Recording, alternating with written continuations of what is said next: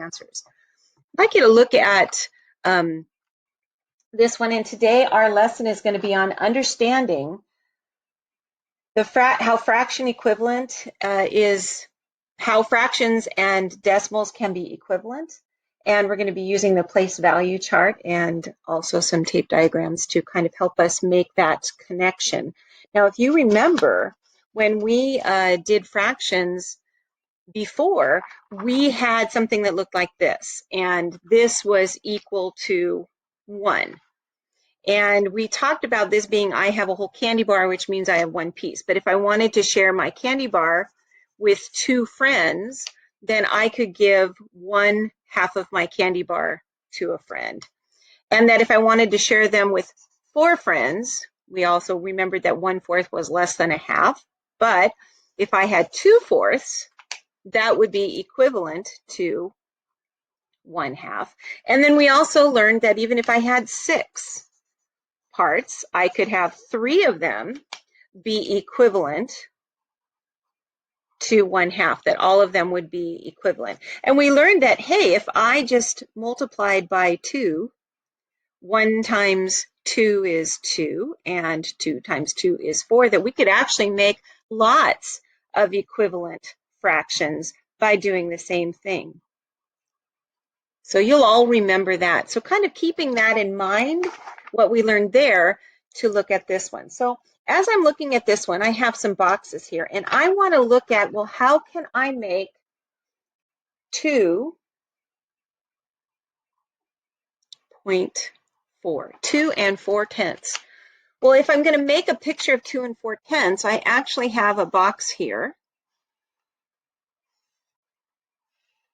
that I drew, and I'm going to fill in that whole box. And I have a box here. So that box gives me 1. This box gives me 2. And then I've got this box over here. But in this box over here, I just want to have tenths. So I've got 1, 2, 3, 4, 5, 6, 7, 8, 9, 10.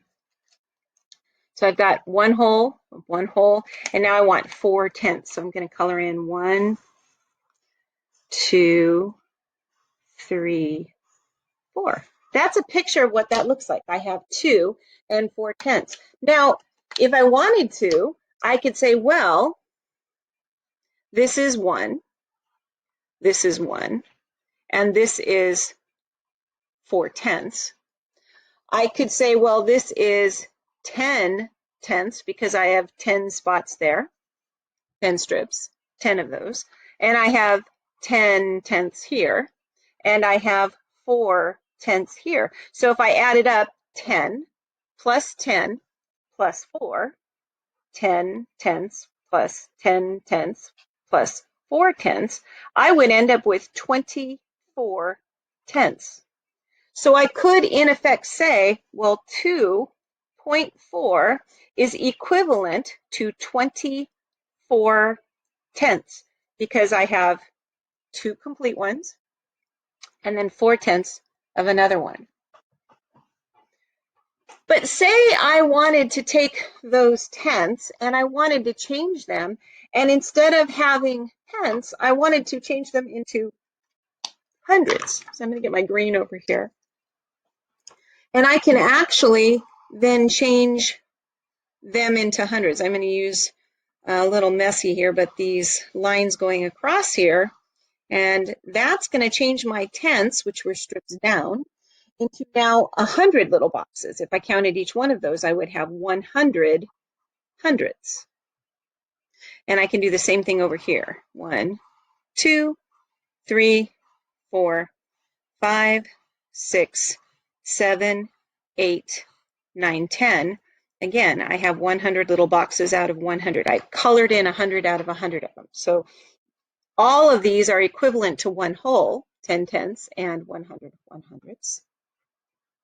Over here, I'm going to do the same thing, except I haven't colored all of them. So I'm still going to have out of 100, but now these 4/10, what are those going to be the equivalent number of?